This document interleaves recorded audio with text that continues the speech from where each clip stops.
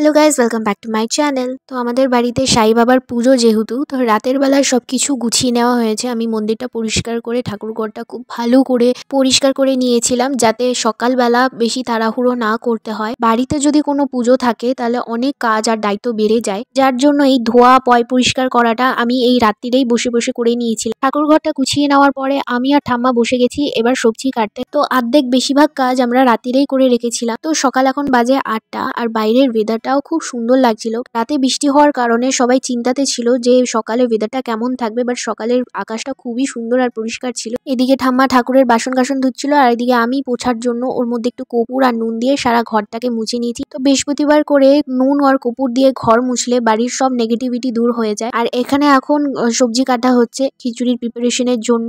আর অন্যদিকে বাবা আমাকে ফুল ফল মিষ্টি পুজোর জিনিস সব এনে দিয়েছে। তো এবার আমি সাই বাবাকে চান করাচ্ছি ঘি, মধু আর চন্দন দিয়ে, তারপর গঙ্গা জল দিয়ে স্নান করিয়েছি। তো এবার ভালো করে সাই বাবাকে মুছিয়ে নতুন জামা কাপড় পরিয়েছি। আর আমি ঘি, মধু, চন্দন দিয়ে প্রত্যেক বৃহস্পতিবারে এরকম করেই সাই বাবাকে চান করাই। এবার সাই বাবাকে সিংহাসনে রেখে সাই বাবার কপালে চন্দন আর কেরুয়া রঙের টিপটা পরালাম মাথায়, 2 কানে আর গলায় আর 2টো পায়ে। এবার পরিয়ে নিলাম মুকুট আর সাই বাবার মালা। আর সাই বাবাকে রজনীগন্ধা ফুলের মালা বা গোলাপ ফুলের মালাই পরাতে হয়, তাতে সাই বাবার ভীষণই খুশি হয়। তো এখানে আমি মালাটা পরিয়ে নিয়েছি। আর অন্যদিকে মায়ের দিকে খিচুড়ি রান্না করতে ব্যস্ত ছিল। তো এইখানে অনেক রকম সবজি দিয়ে খিচুড়িটা রান্না করা হয়েছিল, তার জন্য এই খিচুড়ির ভোগের টেস্টটা আরো বেড়ে গেছিল। খিচুড়ি ভোগ এখন পুরোপুরি রেডি। তো নামানোর আগে এর মধ্যে গরম মশলা আর ঘি দিয়ে দেওয়া হয়েছে। এটাকে ভালো করে নাড়িয়ে নিয়ে কিছুটা সাই বাবার ভোগের জন্য আলাদা করে তুলে রাখা হলো। তো চলো এবার ঠাকুরের ভোগগুলো সাজানো হোক, যাতে মায়ের কোনো অসুবিধা না হয়। মা শুধু এসে পুজোটুকুনি দেবে, আর আমি সবকিছু করে রেখে দিয়েছিলাম। তো এই বৃহস্পতিবারে পূর্ণিমাও পড়েছিল, তো যার জন্য এখানে আমি সারা বাড়ি জুড়ে আলপনা করেছি।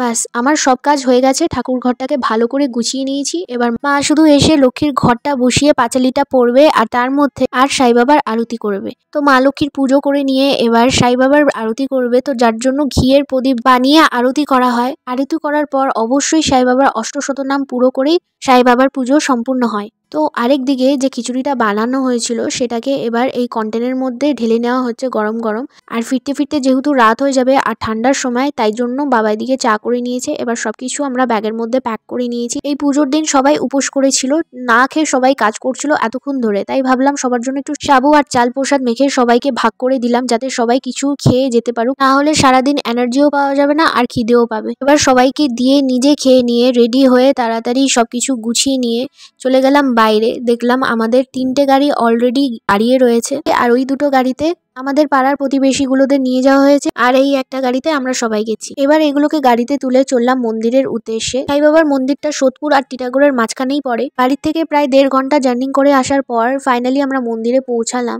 আর মন্দিরের বাইরে অনেক রকমের দোকান আছে, সেইখানে ফুল, প্রসাদ, ধূপকাঠি, মোমবাতি, প্রায় পুজোর জিনিস সবকিছুই পেয়ে যাবে। আর ওখানে নিরামিষ ফুচকা, দই বড়া, ঘুগনি সব পাওয়া যায়।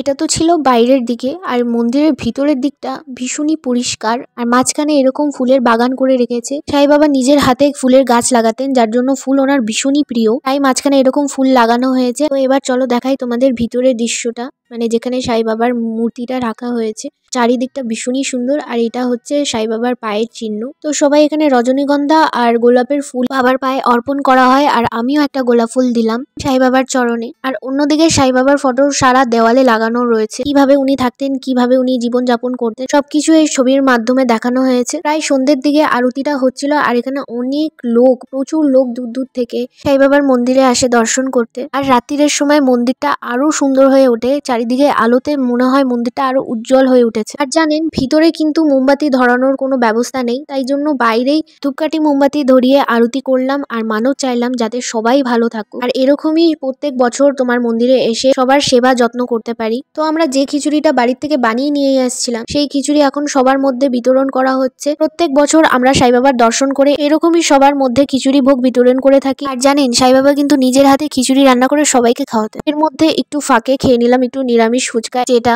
ভীষণই টেস্ট। একটা খেয়ে মন ভরবে না, মনে হয় খেতেই যাই। তো সবকিছু গুছিয়ে নেওয়ার পরে চললাম বাড়ির উদ্দেশ্যে। রাস্তায় যেতে যেতে মাঝখানে গাড়িটাকে কিছুক্ষণের জন্য দাঁড় করিয়ে সবাই মিলে একটু গরম চা খেলাম। তো তোমরাও কিন্তু চাইলে সাই বাবার মন্দিরে গিয়ে দর্শন করে আসতে পারো। সারাদিনই আজকে খুব ভালো করেই কাটলো। So do subscribe my channel. Tata.